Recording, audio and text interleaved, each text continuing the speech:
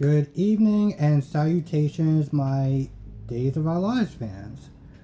So, couple of disclaimers before I get started with this review. I will get better with Days of Our Lives. So if this one comes out a little bit rough, I apologize in advance.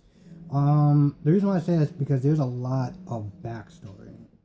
There's a lot of stuff that's happened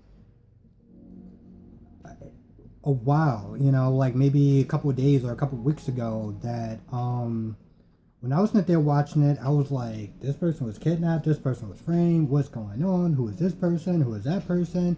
Why is Ned from General Hospital on Days of Our Lives? Things of that nature. I was thrown. And I gotta be honest, maybe because I've been watching General Hospital for a while. Getting into Days of Our Lives isn't exactly the easiest thing that I've noticed. Like, just my first impression of watching it, for me personally, I was so lost. There was things that I was just so lost. And I know that they try to do what General Hospital does as far as like reference old stuff, but when you don't know what's going on, you still feel lost. But I am determined to kind of see this whole Days of Our Lives play out and kind of give it more of a chance. Because my first impression, I don't know. Maybe I'm just, again, used to General Hospital. So, let's get into it. You got this guy named Otho that kidnapped John. And, he's holding him for ransom. For like millions of dollars or whatever, but it seems like it's a lot more personal. This is like ancient history kind of personal. He's holding them hostage and they're talking back and forth about the past that I have no idea what the hell they're talking about. But although I guess or whatever, he leaves and this little kid named Dave comes into the room. And John is like, we're playing a game, hide and seek or whatever. But I'm tied up, so he forgot to untie me. So if you can help me untie me, then we can all sit there and play together. So the little boy starts to untie him. I'm not gonna lie, it was a couple of things that maybe a little. Anyway, so he starts to untie him or whatever, and Otho comes back into the room. And he's pretty much just like, what did I miss, guys? And so, at this point, John is pretty much screwed because I guess the little boy started to try to untie him. Like, he started to feel some of the knots coming untied. But he's like, what, 2? So is that, how much could he really actually do it in that time period? But anyway, Otho comes back. And, talking about more ancient history, they do this flashback of, I guess, when Otho planted some sort of bomb in a pub. And, he has a gun to John. And again, there's a lot of backstory. So again, I apologize. But as the show goes on, I'll probably get more familiar with it. I'm probably going to do a little bit of reading on Wikipedia and stuff and just kind of get more of a backstory on it. But this is my first impression of the show so far. Anyway, so John and Otho are talking, and then they're getting, I guess Otho is getting ready, or what's his name? Otho? Authorin? Oh, something. Anyway, he's getting ready to drop him off at the rendezvous point, because John is like, well, what are you gonna do? What are you gonna do with me or whatever? And then he Otho like smacks him with the gun or whatever, and in one foul swoop, he's just instantly knocked out, because apparently that's how these things work. And so he calls this girl, his daughter actually, Zoe. So Zoe and I don't know what this guy's name is, but Zoe and this other guy that they're talking, and I guess this other guy that you're trying to figure out, could she be trusted? I guess, and this other woman comes in, and so now they're talking. This guy, I can't, Chad. Is it Chad? No, it's not Chad. Hold on. Oh, I don't remember his name. But hopefully, I think his name is Rafe. I think I remember hearing his name is Rafe. So Rafe and Zoe Smith, they're talking. And this other woman comes in. I don't remember what her name is. But anyway, Rafe and this other woman Smith, they're talking with Zoe. And this other woman, I don't know if she's a cop or whatever, but she's pretty much just like, yo, listen, how can we trust you? I mean, you know, how do we know that you're going to actually help us, you know, save John? You know, you could be sitting there trying to protect your father. And, hold on one second. Zoe gets a call, and it's from Arthur. And, you know, she tries to pretend like it's from her brother or somebody else. And, you know, Arthur's like, listen, hey, you know, meet me at this place or whatever. It's so, you know, like, meet me somewhere at such and such a time. Now this guy Arthur also calls, I don't remember this woman's name. I guess John's wife or girlfriend or something like that. And because she's in the she's at the hospital with Stephen, Justin, which I can't get past the fact that it's still Ned Quartermain, but Justin and some other woman. And so she gets a call, and she's like, hey, listen. He's like, hey, listen, I want you to meet me in a half an hour at this park. I want you to come alone. I don't want you to bring any cops. If you do, it's not going to end well for John. Let's just put it that way. And so prior to that, because that pretty much ends that scene. But prior to that,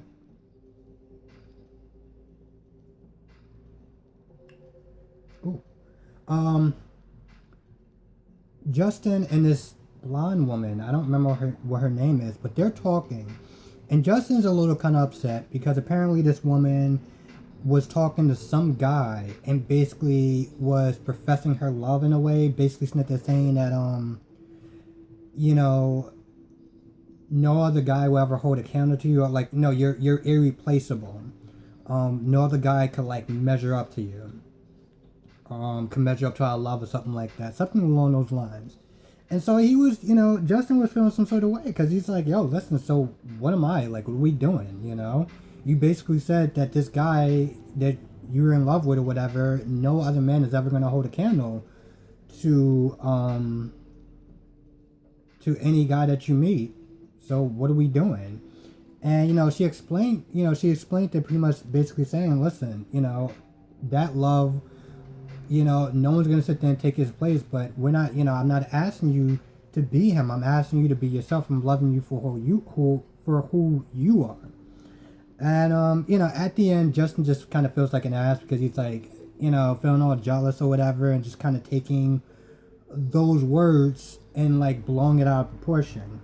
And so, you know, they start hugging and everything like that and kissing, and then, Stephen and some woman comes in, and I think that's when they start talking about how John is held captive, and this guy Stephen is like, listen, I'm gonna get him back, and not only am I gonna get him back, but I'm going to finish Ortho. As in finish, I mean kill, because apparently they got some sort of history that's going on. So, while everyone's in the hospital,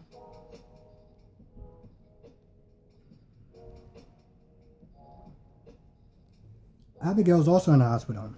Abigail's in the hospital apparently because she was on some sort of drugs that messed up her, the chemicals in her brain, and she started hallucinating a lot and seeing stuff that isn't there. And so, you know, she's in the hospital, and Chad is there. I do remember some names. I had to run it a couple of times, but I do remember some names. So, you know, Abigail's like, you know, listen, you know, I'm thinking about going to this clinic or whatever that's going to help me out, and kind of get me back to normal. I don't know, like, how long it's going to take. And Chad's like, listen, I want to go with you. And then her parents show up. And her parents is being, her parents come in with a Scrabble game or whatever. And Abigail's all like, I don't want to play Scrabble. I don't want to sit there. I'll just tell you the truth, I'm not going to lie. She started to kind of annoy me a little bit. But she was like, I don't want to play Scrabble. I don't want to sit there and try to pretend that, this isn't real, Let's, I don't want to sit there and try to pretend like what's going on isn't really happening. And so, she's sitting there talking about going to this clinic, and Chad's like, hey, listen, and he tells the parents or whatever, like, I'm going with her. And Abigail's like, no, I don't want you to do that because, I don't want you to see me this way. At first, she just keeps sitting there saying no, no, no, for whatever reason. Just a hard pass.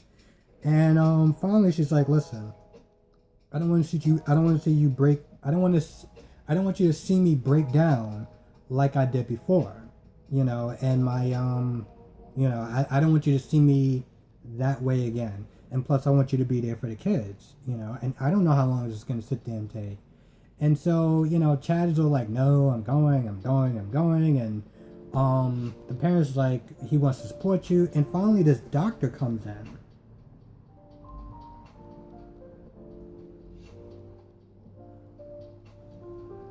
This doctor comes in.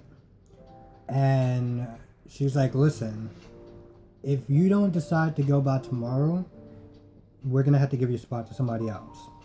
So finally, Abigail's like, listen, I'm going to go and you can come with me. But if this takes longer than originally planned, you have to go back home. You have to be with the kids. And I think after that, I was like, all right, I guess I understand where she's coming from. She started to annoy me in the beginning, but after she told everyone the reasons of why, I was like, all right, I guess I can't argue with you about that one. And let me just make sure.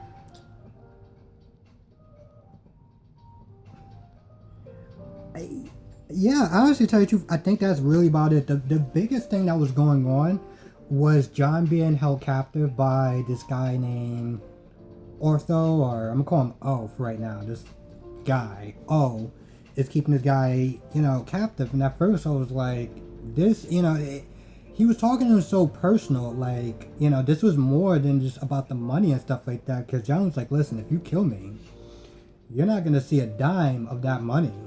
And right then and there, I was like, I feel like this goes a lot deeper than just money. And when he was there talking about their history a little bit that even I didn't understand, I was like, yeah, this is probably more than just about money. But I honestly tell you the truth, that's my initial that is my initial review or recap on Days of Our Lives. I'm kind of curious where the show's gonna go. I'm pretty sure once I get the use of the names and stuff like that, this review would get a lot better. I'm gonna actually, I don't want to say do some research, but probably just go to Wikipedia and find out these people's names and their history a little bit. So this way, when Monday comes, I can be more prepared. Now, again, for the people that have been watching my General Hospital reviews, or if you're just watching for the first time, Mondays usually is my long day. So I tend to put out my reviews Monday a little bit more later, usually around 8 o'clock, 9 o'clock, give or take. Because I get out of work usually around like 6 o'clock. So, but throughout the rest of the week, it's generally smooth sailing unless they interrupt it for whatever odd reason. But I do got the CBS app, so I can always watch it on there and do a review then. So, that's going to do it for this recap of Days of Our Lives. I apologize if I was a little out of order with some of the events and not knowing some of these characters' names or history, but as the show goes on, I will get better. And that's going to do it. So be safe, be merry, and I look forward to, I don't have a good clothing. I need to work on a good clothing, but I will see you in the next review.